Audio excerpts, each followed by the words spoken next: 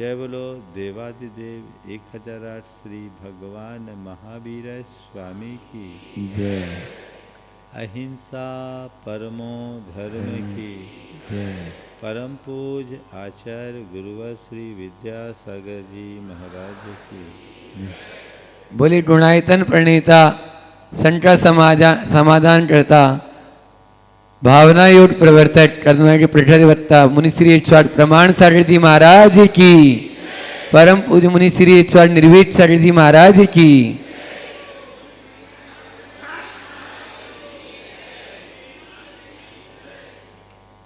मनुष्य के व्यक्तित्व का असल पता उसके सोच से चलता है। हम जैसा सोचते हैं वैसी ही हमारी प्रवृत्ति होती है। संपूर्ण जीवन व्यवहार हमारे सोच से संचालित होता है। सवाल है चीज़ों को देखने का हमारा कैसा नज़रिया है, हम कैसा सोचते हैं। सब चीज़ें हमारे व्यक्तित्व को रेखांकित करने वाले।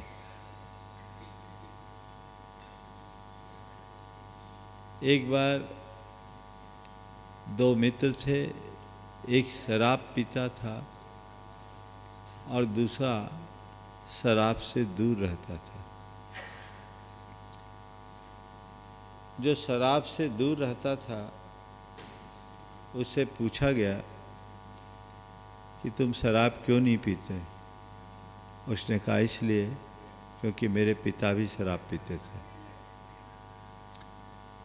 मेरे पिता शराब पीते थे इसलिए मैं इसे शराब पीना बंद कर दिया। बोले क्यों?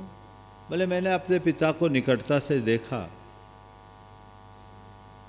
और शराब के परिणाम को अच्छे से समझ लिया। मैंने शराब से हमेशा हमेशा को तौबा कर लिया, ये तय कर लिया अपने जीवन में कभी भी शराब नहीं पीऊंगा। दूसरा जो शराब पीता था उससे पूछा गया कि तुम शराब क्यों पीते हो? तुम शराब क्यों पीते हो? तो उसने जवाब दिया इसलिए क्योंकि मेरे पिताजी शराब पीते। तुम शराब क्यों पीते हो? बोला इसलिए क्योंकि मेरे पिताजी शराब पीते थे, मैंने उन्हें शराब पीते देखा और शराब पीना शुरू कर दिया। अलग अलग दृष्टिकोण है। एक अपने शराबी पिता को देखकर शराब पीना शुरू करता है, तो दूसरा है जो अपने शराबी पिता को देखकर शराब से तौबा करता है। संसार में सब प्रकार की घटनाएं घटती है। उन घटनाओं को आप किस तरीके से देखते हैं, किस तरीके से जीते हैं, सब कुछ उस पर ही निर्भर करता है। अधिकतर लोग तो घटनाओं को एक घटना की तरह देखते हैं और भूल जाते हैं। कुछ लोग हैं जो घटनाओं को अपने स्मृति के कोष में रखते हैं, कुछ समय तक याद रखते हैं, और कुछ लोग हैं जो जीवन में घटने वाली हर घटना से उसका रस निचोड़ते हैं और अनुभव का पाठ पढ़ते हैं।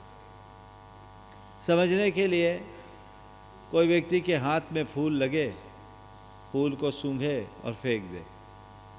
दूसरा उन फूलों की माला गूंथ ले, कुछ देर पहने उतार दे।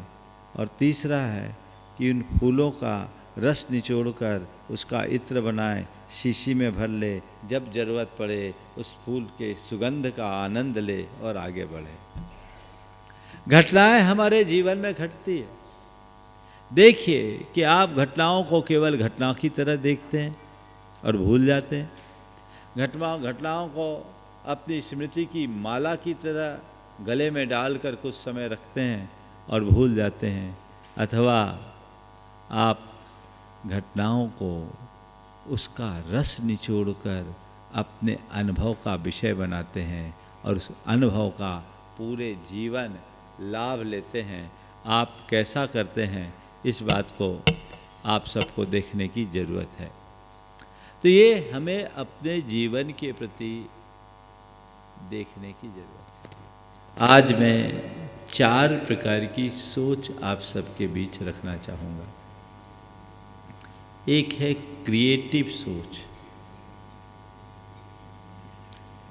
एक कंस्ट्रक्टिव सोच। पहली सोच क्रिएटिव सोच।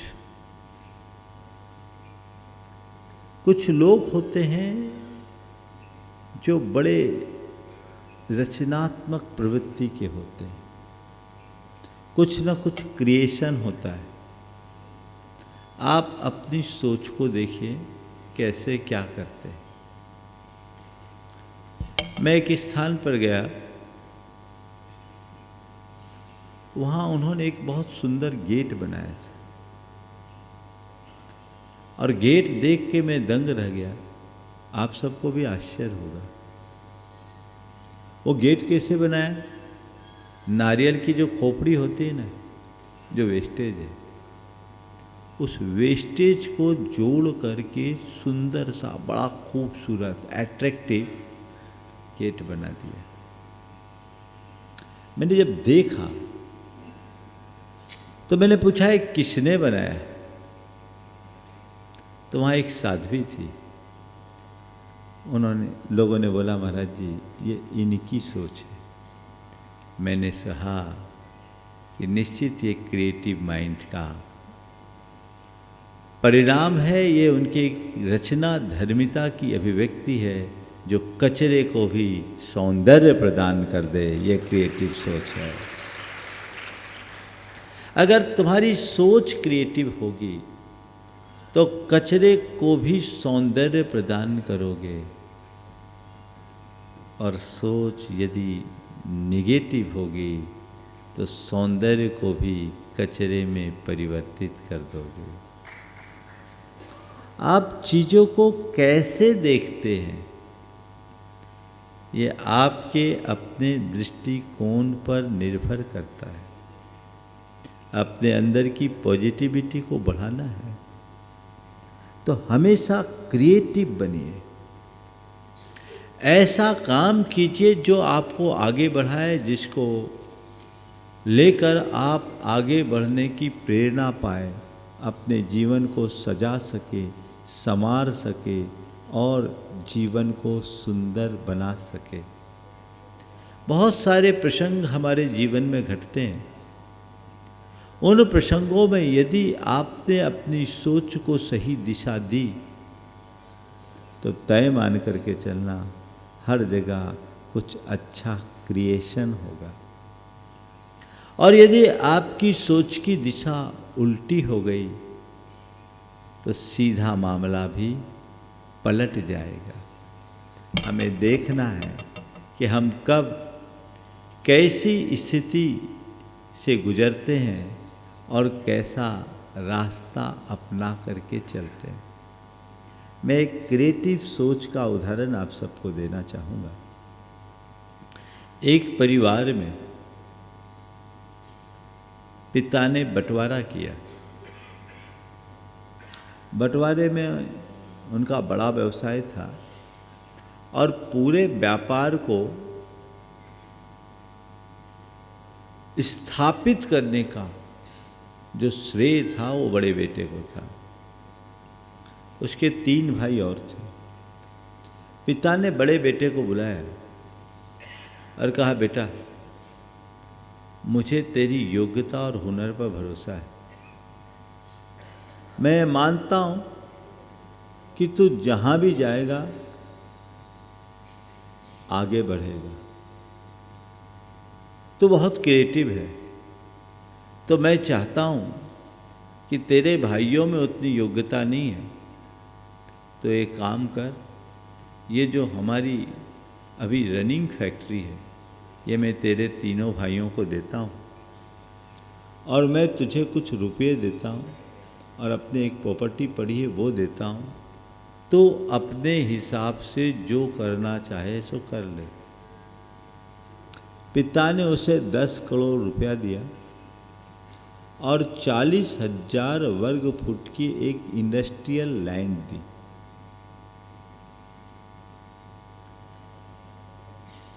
उनकी पूरी वर्थ की तुलना में ये अपेक्षाकृत 25% भी नहीं था, कम था। इससे उनके बच्चे और पत्नी दोनों को अच्छा नहीं लगा और उन्होंने कहा कि आपके साथ अन्याय हो रहा है, आपको ऐसा नहीं करना चाहिए। आप पिताजी से बोलिए, हम लोग बोल नहीं सकते, लेकिन आपको बोलना चाहिए। आप बोलिए कि ये ठीक नहीं, हमने सारा साम्राज्य खड़ा किया और आज आप हमको सब चीज़ों से अलग कर रहे हैं, ये ठीक नहीं है। जानते उसने क्या जवाब दिया? बोला, नहीं, हमारे पिताजी ने मेरे साथ जो किया जाना चाहिए वही किया। हमारे पिताजी ने मेरे साथ जो किया जाना चाहिए वही किया, उनने बिल्कुल ठीक किया है। उन्होंने मुझे फिर से अपने आप को साबित करने का अवसर प्रदान किया है। उन्होंने तो बहुत दे दिया, अगर कुछ नहीं दिया होता तो भी मुझे एक अवसर था अपने हुनर के दम पर खुद को आगे बढ़ाने का। ये घटना 2012 की है। उन्होंने सहज भाव से स्वीकार किया और उसके बाद उस व्यक्ति ने कपड़े की प्रोसेसिंग का एक प्लांट डाला और 12 साल में अपने भाइयों से भी समृद्ध स्थिति को प्राप्त कर लिया। किसके बल पर? क्रिएटिव। हम सृजनशीलता की तरफ ध्यान दें। हम लोग अक्सर अपनी शक्ति को नकारात्मक दिशा में लगा देते। यदि वह अपने बच्चों, पत्नी या मित्रों की बातों में आकर अपनी शक्ति को अपने पिता या अपने भाइयों से उलझने में लगा देता तो वहीं का वहीं रह जाता। उसने स्वयं को उलझाने की जगह अपनी लाइन लंबी करने में लगाया, आज खड़ा हो गया। सूत्र अपनाइए। हमें खुद को आगे बढ़ाना है और किसी दूसरे को टारगेट नहीं बनाना है। एक क्रिएटिव सोच है, एक कॉम्पिटिटिव सोच है। क्रिएटिव सोच लेकर चलोगे तो निरंतर आगे बढ़ते जाओगे।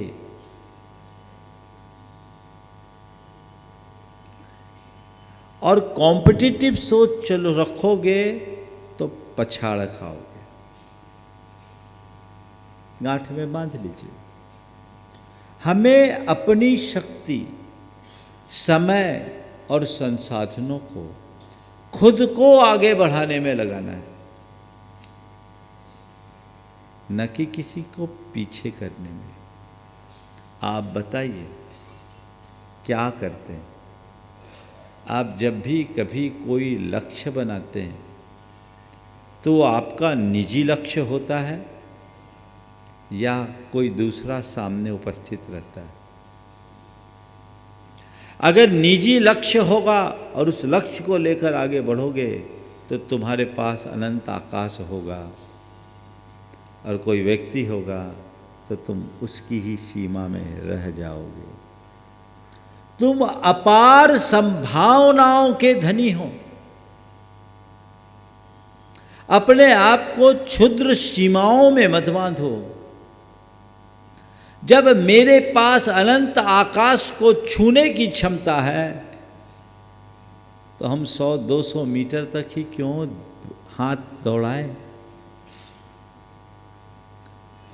हम अपनी सारी संभावनाओं को अभिव्यक्त करने का प्रयत्न करें, लेकिन मेरा टारगेट मैं खुद बनूं, कोई दूसरा नहीं। आज से ऐसा लक्ष्य बनाइए और उसके लिए केवल और केवल क्रिएटिव दृष्टिकोण रखिए और क्रिएटिव एक्टिविटीज से जुड़िए। आप लोग आजकल नेगेटिव कामों में लगे रहते हैं और क्रिएटिविटी लगभग समाप्त होते जा रही है। और इसमें सबसे बड़ा कारण क्या है? आपके हाथ में रहने वाला मोबाइल गैजेट। बिना मतलब के कार्यों में जी उलझाना, अपनी क्रिएटिविटी को जड़ मूल से समाप्त कर देना है। आप अपनी दिनचर्या को पलट करके देखिए, 24 घंटे में आपके पास कितना समय होता है जिसमें आप कुछ अच्छा सोच सको? वक्त मिलता है क्या? जब हाथ में मोबाइल होता है, रील को स्क्रॉल करते रहते हो, घंटों चले जाते हैं, उनमें कोई मतलब होता है? एक एक मिनट का उंगली चलाते चलाते लोग बोलते हैं महाराज बैठते हैं रात के 2 बज जाते हैं। अब 2 बजे सोओगे तो सवेरे 8 बजे के पहले तो उठने का सवाल ही नहीं है। आधा दिन तो तुम्हारा ऐसे ही चला गया। ये बहुमूल्य जीवन यूं ही व्यर्थ चला जाता है। उससे कुछ अच्छा सीखने का अवसर मिलता है क्या? कुछ अच्छा समझने का मौका मिलता है? नहीं। हमारे जीवन का बेशकीमती समय यूं ही व्यर्थ होता है और थोड़ा बहुत कुछ सीखते हैं तो उल्टी बातें ही सीखने में आती है। आज से तय कीजिए, जिस व्यक्ति की सोच क्रिएटिव होती है वह केवल क्रिएटिव कार्यों में ही रुचि रखता है, उसमें ही रस लेता है, बाकी बातों से उसका कोई प्रयोजन नहीं। और जितने लोगों ने सफलता को की ऊंचाई को पाया है, आप उनको निकट से देखिएगा, वो केवल और केवल प्रयोजन से प्रयोजन रखने वाले लोग मिलेंगे।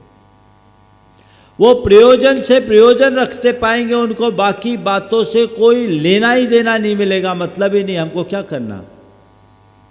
हमें केवल काम से काम रखना है। ये सोच अपने मन में विकसित कीजिए। आप अपना अंतर विश्लेषण कीजिए। आपका समय काम की बातों में कितना और बिना काम की बातों में कितना? कुछ लोग सोशल मीडिया में ओवर एक्टिव होते हैं और आजकल ये बीमारी तो उम्रदराज लोगों में भी लग गई। मैं एक स्थान पर था, एक बच्चा आता था मेरे पास 5 साल का। उसने एक दिन मुझसे कहा महाराज मेरी दादी को बताइए, बहुत सोशल मीडिया में एक्टिव होती। दादी नहीं, उसके पिता की दादी थी, उसकी परदादी थी, 82 साल की उम्र थी। और बोला महाराज जी वो फेसबुक, ट्विटर, इंस्टाग्राम सब में एक्टिव रहती। हमने कहा तेरी परदादी पूरी हाईटेक है। अच्छे काम के लिए मीडिया का प्रयोग करना गलत नहीं है, पर आप अपना पूरा समय और शक्ति यदि नकारात्मक कार्यों में खपाओगे तो आप नेगेटिव हो जाओगे। क्रिएटिव बनिए,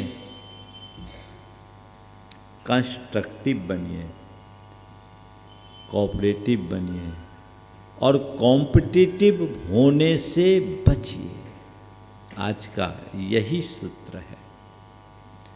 अपने आप को क्रिएटिव बनाए रखिए, कंस्ट्रक्टिव बनाइए, रचनात्मक कार्यों में लगिए, डिस्ट्रक्टिव सोच से बचिए।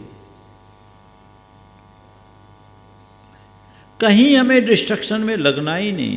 कंस्ट्रक्शन, निर्माण, जोड़ने का काम, तोड़ने का काम नहीं। यदि घर परिवार हो, समाज व्यवहार हो, सब जगह ये बातें आ जाए, यहाँ तक कि व्यापार, तो आप बहुत प्रगति करेंगे। देखिए, कंस्ट्रक्टिव सोच व्यापार में कैसी ग्रोथ देता है।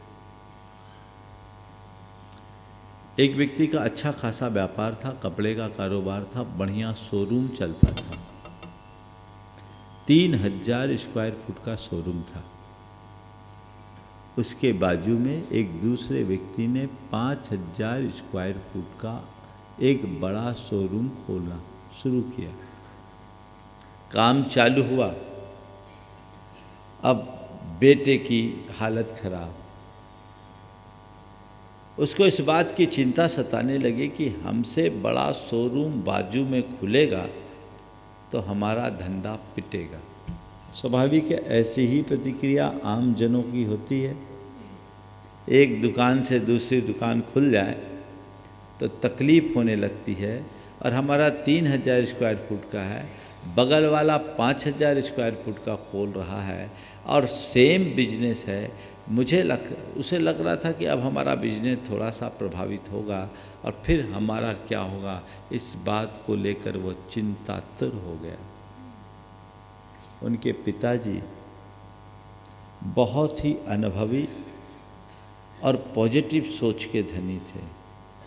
उनके पिता ने कहा, बेटा अगर हमारे बाजू में कोई बड़ी दुकान खोल रहा है तो इसको देख के घबराना नहीं चाहिए। ये इस बात का प्रमाण है कि हमारी दुकान अच्छी है, इसीलिए लोग हमारी नकल कर रहे हैं। हमारी दुकान अच्छी है, हमारा काम अच्छा है, इसलिए लोग हमारी नकल कर रहे हैं। और एक बात ध्यान रखना, कोई कितना भी बड़ा शोरूम क्यों ना खोल ले, शोरूम अपने बाहरी स्ट्रक्चर से नहीं चलता, शोरूम अपने अंदर की साख और पुण्याई से चलता है। हमें उस पर भरोसा है। अपने अंदर की साख और पुण्याई से चलता है बेटा, ये ध्यान रखना। जितनी दुकानें खुलेगी उतना धंधा बढ़ेगा, क्योंकि जैसे जैसे दुकानें बढ़ती है वैसे वैसे ग्राहक भी बढ़ते हैं।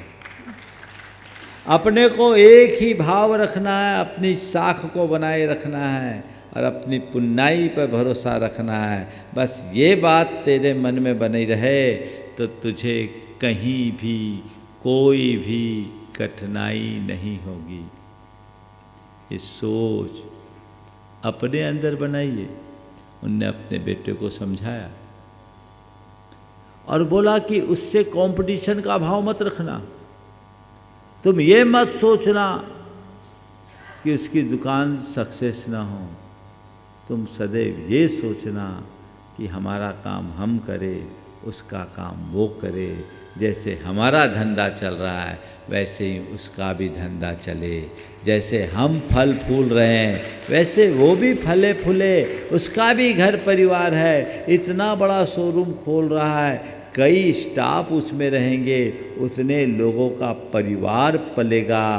बेटा ये सोचकर कि बाजू में दुकान खुल रही है, अपने मन को दुखी करने की अपेक्षा अपने मन में इस बात का हर्ष भर कि बाजू के दुकान से अनेक लोगों को रोजगार मिलेगा। ये सोच, और इस सोच का परिणाम उस व्यक्ति के व्यापार में वृद्धि हुई, घटा नहीं। वृद्धि हुई, घटा नहीं। सोच कंस्ट्रक्टिव रखिए, डिस्ट्रक्टिव मत बनाइए, क्रिएटिव बनिए, कॉम्पिटिटिव मत बनिए।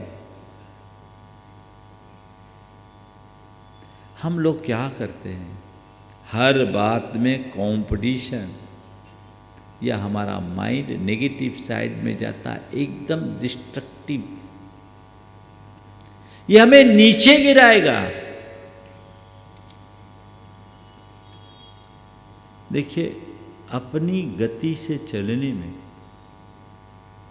और किसी का प्रतिस्पर्धी बनने में कैसा अंतर होता है। आप गाड़ी ड्राइव करते हो, गाड़ी चला रहे हो, अपनी मस्ती से अपनी गाड़ी चला रहे हो, आप अपनी स्पीड में चल रहे हो और अपनी मस्ती से गाड़ी चला रहे हो। कोई आ रहा है जा रहा है, आप सबसे बेखबर। ड्राइविंग का आनंद है कि नहीं, बोलो? हाँ है। आप अपनी फुल कैपेसिटी से अपनी गाड़ी को चला रहे हो, अपनी मस्ती में मगन होकर के चला रहे हो, ड्राइविंग का पूरा आनंद लेकर के चल रहे हो, ठीक है। लेकिन इसकी जगह गाड़ी चलाते समय यदि किसी दूसरी गाड़ी को टारगेट बना करके चलो, और ये मुझसे आगे निकल गया, मुझे अब इसको पीछे करना है। जब तक उसको पीछे किया तब तक कोई तीसरा आकर के ओवरटेक कर लिया, अब इसको मुझे पीछे करना है। फिर उसको किया तब तक चौथा आ गया, मुझे इसको पीछे करना है। बोलो, गाड़ी चलाने का आनंद लोगे कि किसी के पीछे ही भागते रहोगे? बोलो, क्या होगा? पीछे भागोगे कि चलने का आनंद लोगे? बोलो तो थोड़ा सा।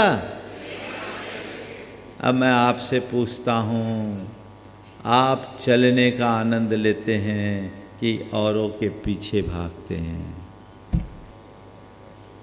अगर तुम्हारी सोच क्रिएटिव होगी तो चलने का आनंद होगा, और नेगेटिव होगी, कॉम्पिटिटिव बनोगे, किसी के पीछे भागने को ही दौड़ते रहोगे, तो यही होगा। और आजकल बचपन से ही व्यक्ति की सोच ऐसी बन रही, क्योंकि हर जगह तो प्रतियोगिता, हर जगह प्रतियोगिता। एक नर्सरी के बच्चे के माइंड में भी एक कंपटीशन भर दिया जाता है। ये एकदम नेगेटिव अप्रोच है, इससे बचिए। बिना मतलब की बातों से बचिए, और खुद की प्रगति का आधार खुद को बनाइए, अपना टारगेट स्वयं बनिए, किसी दूसरे के पीछे मत भागिए। हाँ, कदाचित अगर दूसरे की तरफ दृष्टि भी रखना है तो उसका अनुकरण कीजिए, उससे प्रतिस्पर्धा मत कीजिए। किसी प्रगतिशील व्यक्ति का अनुकरण करने वाला तो प्रगति के सोपानों पर चढ़ सकता है, लेकिन उसकी प्रतिस्पर्धा में जीने वाला व्यक्ति खुद को रसातल में ले जाता है। एक बात सुनिश्चित कर लीजिए कि मुझे अपने समय, शक्ति और संसाधनों को केवल और केवल रचनात्मक दिशा में ले जाना है। आगे बढ़िए। अगर ऐसी सोच बनेगी तो कहीं दिक्कत नहीं। तो अपनी सोच को क्रिएटिव बनाना है, अपनी सोच को कंस्ट्रक्टिव बनाना है, अपनी सोच को कोऑपरेटिव बनाना है। हमें क्रिएशन पर ध्यान रखना है, कंस्ट्रक्शन पर ध्यान रखना है, कोऑपरेशन पर ध्यान रखना है। कॉम्पिटिटिव नहीं बनना है, डिस्ट्रक्टिव नहीं बनना है। और आजकल एक सोच बन गई है कंपेयर करने की, कंपेरेटिव नहीं बनना है। किसी की किसी से तुलना मत करो, और किसी की किसी के साथ प्रतिस्पर्धा न हो। यदि ऐसा दृष्टिकोण विकसित हो गया तो तुम्हारी प्रगति में कहीं कमी नहीं रहेगी, तुम सतत प्रोग्रेसिव बने रहोगे। और इस दिशा में नहीं गए तो अधःपतन निश्चित है। अपनी सोच को सही बनाए रखने के लिए महाराज, हम लोग चाहते तो हैं कि हमारी सोच जैसा आप बता रहे वैसी ही बने, लेकिन फिर भी यहाँ से जाने के बाद दिमाग में वही बातें आती हैं। हम क्या करें? बचने के लिए कुछ उपाय आपको बता रहा हूँ। सबसे पहले नकारात्मक बातों और प्रसंगों से अपने आप को दूर रखें। पहली बात, क्योंकि हमारी जो विचार हैं वो बहुत संक्रामक होते हैं। एक दूसरे के विचार एक दूसरे को बहुत बुरी तरह प्रभावित करते हैं।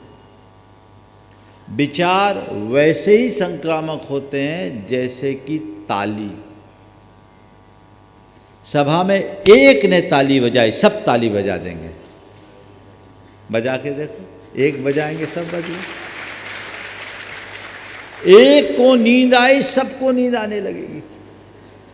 इसलिए ड्राइविंग सीट पर झपकी वाले को नहीं बिठाते। तो विचार संक्रामक होते हैं। आप जैसे लोगों के संपर्क में रहेंगे, आपकी वैसी विचारधारा होगी। और आज के दौर में तो बड़ी विचित्र स्थिति बनने लगी। पहले तो संपर्क और संसर्ग के लिए हमें किसी के पास जाना पड़ता था। अब तो सारे संपर्क अपने जेब में है ना। और दिन भर जो आप अपने मन को खुराक देते हो वो कैसी होती है बोलो? क्या देते हो? सुबह से उठते ही टीवी खोलते आप लोग, क्या मिलता है? टीवी ऑन करते ही 3 मरे 13 घायल, यही ना। अखबार पढ़ते हो, क्या मिलता है? यही चीज़ है ना। मीडिया में आजकल जितनी भी खबरें होती हैं, और ये खबरिया चैनल तो न जाने किसको किसको बहस करने को बिठाल देते हैं, और सड़े सड़ी बातों पर वो घंटों बहस करते हैं, और आप टकटकी लगा कर उसे देखते रहते हैं जैसे भगवान की बानी खिल रही हो, है ना। क्या मिलता है आप लोगों को? बोलो, क्या मिलता है? एक बार मेरा उपवास था। एक युवा था, बड़ा उद्यमी था, मेरे पास बैठा। मैंने कहा आज मेरा फास्टिंग। बोला महाराज आजकल मैं भी फास्टिंग कर रहा हूँ। मुझे बड़ा अच्छा लगा सुन के कि तुम और फास्टिंग कर रहे हो। बोला हाँ महाराज मैं फास्टिंग कर रहा हूँ, पर मैं खा पी के फास्टिंग करता हूँ। मैं और लगा भैया क्या बोल रहा है। था बहुत ही क्रिएटिव बात। खा पी के फास्टिंग, हमने एक कैसा फास्टिंग? बोला महाराज आजकल मैं न्यूज फास्टिंग करता हूँ। News fasting. बोले महाराज न मैं पेपर पढ़ता हूँ, न मैं न्यूज़ देखता हूँ, न मैं सोशल मीडिया में एक्टिव होता हूँ। केवल अपना, अपने परिवार का, अपने मित्रों का और अपने बिजनेस के बारे में सोचता हूँ और कुछ नहीं सोचता। उसने जो आगे बात कही वो बहुत अनुकरणीय। उन्होंने कहा महाराज जी मुझे एक व्यक्ति ने ऐसा कहा कि आप न्यूज़ फास्टिंग करो, क्योंकि हमारा बहुत सारा समय उनमें चला जाता है, और जो हम देखते सुनते पढ़ते हैं उसका हमारे माइंड पर देर तक असर होता है। इसके कारण हमारी सारी क्रिएटिविटी नष्ट हो जाती है। हम अपने माइंड को सोचने का अवसर ही नहीं दे पाते।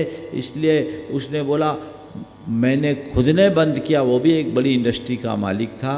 तब से मुझे बहुत अच्छा लग रहा है, तुम भी बंद करो, मन प्रसन्न रहेगा और काम करने की एफिशिएंसी बढ़ेगी और रिजल्ट अच्छा आएगा।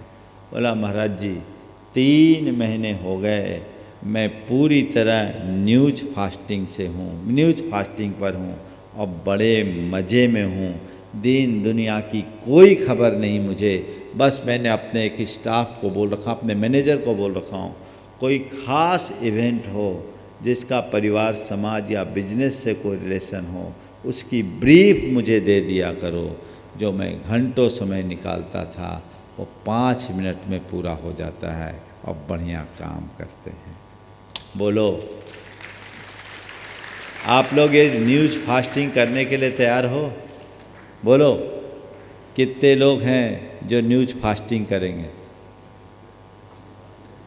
देखो थोड़े युवा लोगों का तो हाथ उठ रहा है, बुजुर्ग लोग तो हाथ पर हाथ धरे बैठे। अब महाराज कह रहे महाराज आप ये करवा दोगे तो उनको करने को कुछ बचेगा ही नहीं।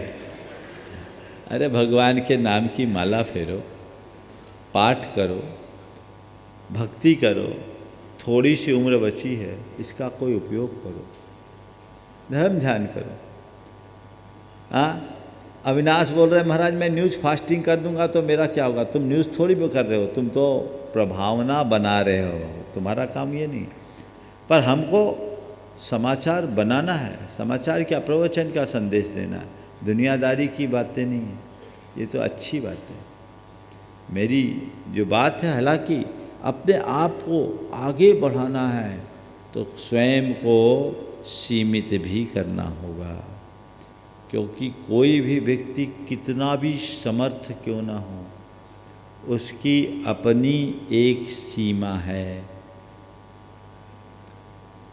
उस सीमा के भीतर ही हमें काम करना है। लक्ष्य बनाइए। आज मैं अपेक्षा रखूँगा आज से कल सुबह तक के लिए जितने लोग इस सभा में हैं और जो लोग घरों में इस कार्यक्रम को देख रहे हैं, प्रवचन सुन रहे हैं, वे एक दिन के लिए न्यूज़ फास्टिंग का आनंद ले कर सकते हैं। मैं पहले अखबार पढ़ता था, नियमित अखबार पढ़ता था। अखबार में मुझे न्यूज़ से ज़्यादा सरोकार नहीं होता था, पर जितने संपादकीय और अग्रलेख होते थे वो मैं पढ़ता था। काफ़ी सामग्री उसमें मिलती, लेकिन मैंने देखा कि एक एडिक्शन हो गया। सुबह से अखबार की इच्छा होती है, अखबार पढ़ना, अखबार पढ़ना। और मेरी आदत थी कि जब कभी भी अखबार मुझे पढ़ना होता तो मैं अकेले में होने पर ही पढ़ता। सम्मेद शिखर में 2014 की बात, दशलक्षण का शिविर चल रहा था।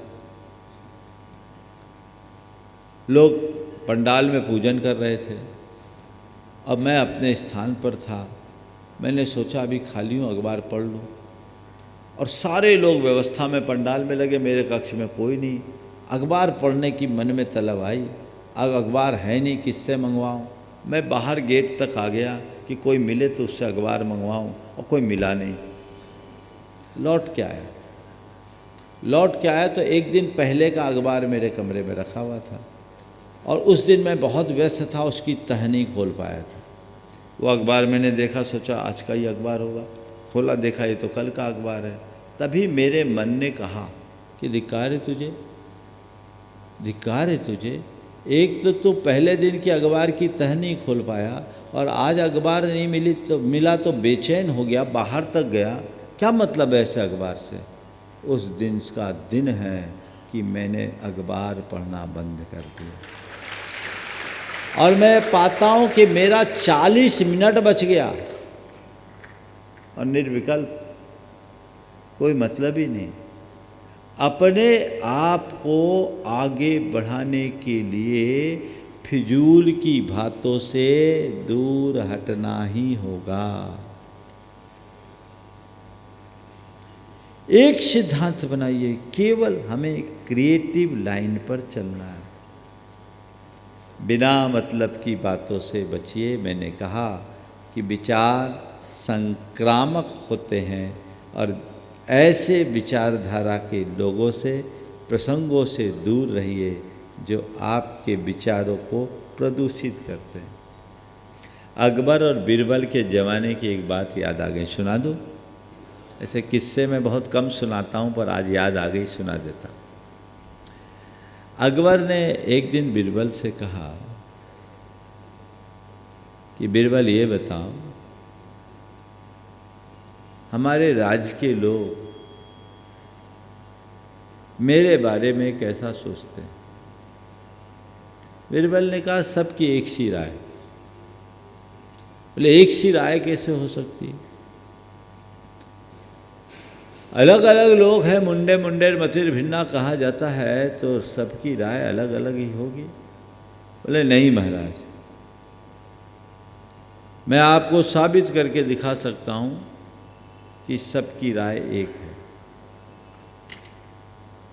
अकबर के मन में कुतूहल जागा और कहा ठीक है बीरबल, तुम साबित करके बताओ कि सबकी राय एक है।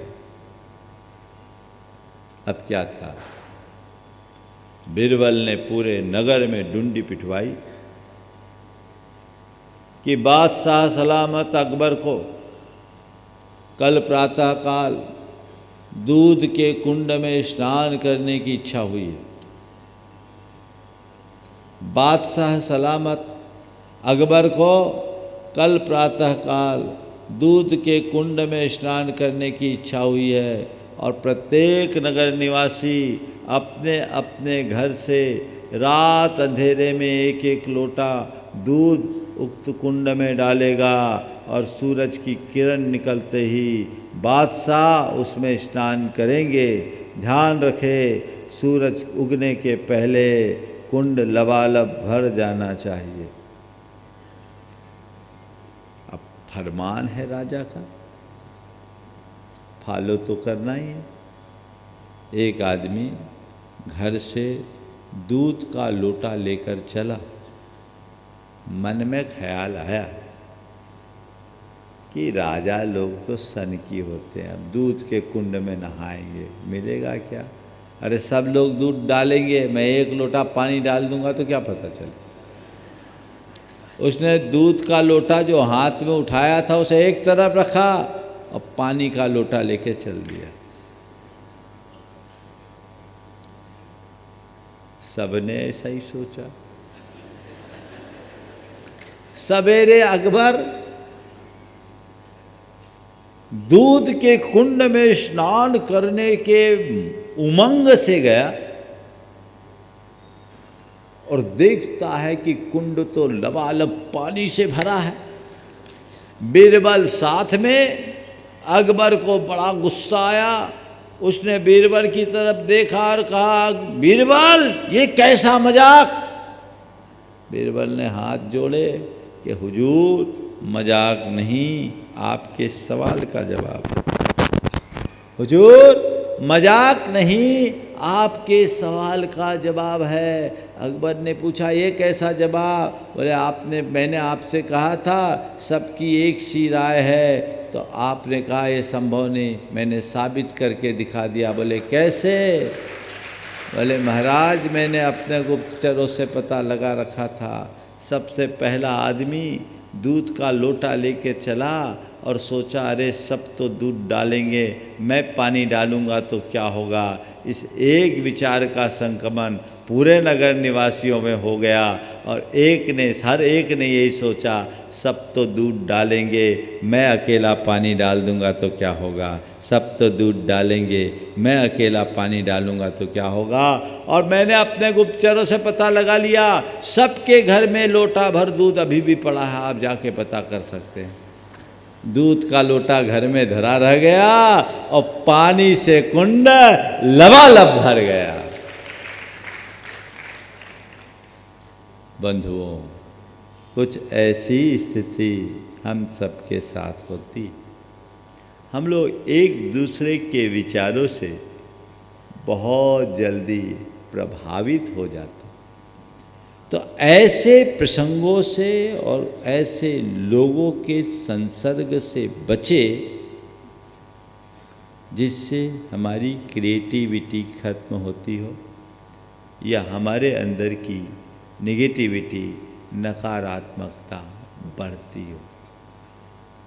दूसरी, इसके उलट ऐसे लोगों के संपर्क में रहें और ऐसे प्रसंगों का आलंबन ले जिससे हमारी क्रिएटिविटी या पॉजिटिविटी बढ़ती हो। बस एक से बचना है और एक से जुड़ना है। अच्छा पढ़ें, अच्छा सुने, अच्छा देखें तो अच्छा सोचने की स्थिति अपने आप हो जाएगी। विज्ञान कहता है हम जैसा देखते हैं, जैसा सुनते हैं, जैसा सोचते हैं, वैसा जैसा महसूस करते हैं, हमारा सारा जीवन वैसा हो जाता है। हमारे सबकॉन्शियस में वैसे संस्कार पड़ने लगते हैं। तो हम क्यों ना अच्छा देखना शुरू करें, क्यों ना हम अच्छा सुनना शुरू करें, क्यों ना हम अच्छा पढ़ना शुरू करें, जिससे हम अच्छा महसूस कर सके, अच्छी सोच के धनी बन सके और अपने जीवन को अच्छा बनाने का सौभाग्य प्राप्त कर सके। ये कर सकते कि नहीं? गुरुओं की वाणी सुनिए। कई लोग बोलते हैं महाराज जी आपको जब से हमने सुनना शुरू किया हमारे अंदर बहुत पॉजिटिविटी आई। आप लोग कहते हो कि नहीं कहते? अब कहते तो हो, अब आती नहीं आती आप जानो, पर मैं तो यही मानता हूँ यहाँ जितने सब पॉजिटिव हैं, नेगेटिविटी तो इनमें आती ही नहीं है ना। कितना बढ़िया है ना, अच्छा लग रहा है ना आप लोगों को? एक बार अपने लिए ताली बजा लीजिए।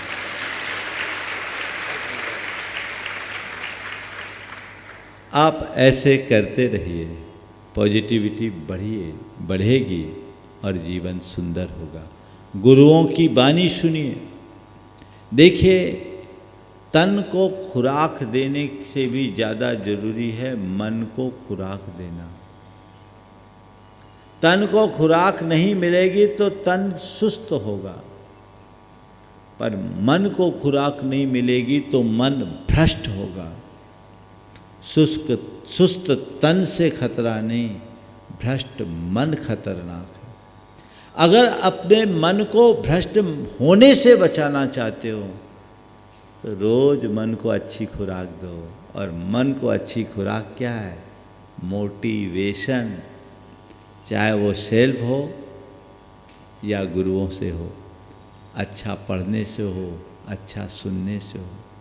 अच्छा पढ़ने और सुनने से बहुत अच्छा मोटिवेशन मिलता है, और वह एक बार आपने अपने आप को मोटिवेट कर लिया तो दिन भर आप अच्छे से जी पाएंगे, अच्छा काम कर पाएंगे। ये प्रयास आप सबको करना है। तो बस आज के सूत्र में आपको इतना ही रखना है कि हमें क्रिएटिव और कंस्ट्रक्टिव माइंड बना करके चलना है। कॉम्पिटिटिव होने से बचना है, डिस्ट्रक्टिव होने से बचना है। कोऑपरेटिव होने की बात आज समय हो गया, समय आप सबका हो गया है। यहीं पर विराम। बोलिए परम पूज्य आचार्य गुरुवर श्री विद्यासागर जी।